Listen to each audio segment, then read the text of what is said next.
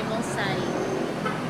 So for today's ay tayo ay makikinig ng salita ng Diyos. So, bye. Update ko na lang kayo mamaya. So, pumasok na nga tayo sa store at tayo lang dyan. Wala tayong ibang kasama dahil inintay pa natin sila. Si pastor po pala nasa CR. So, ganda-gandahan muna tayo dyan.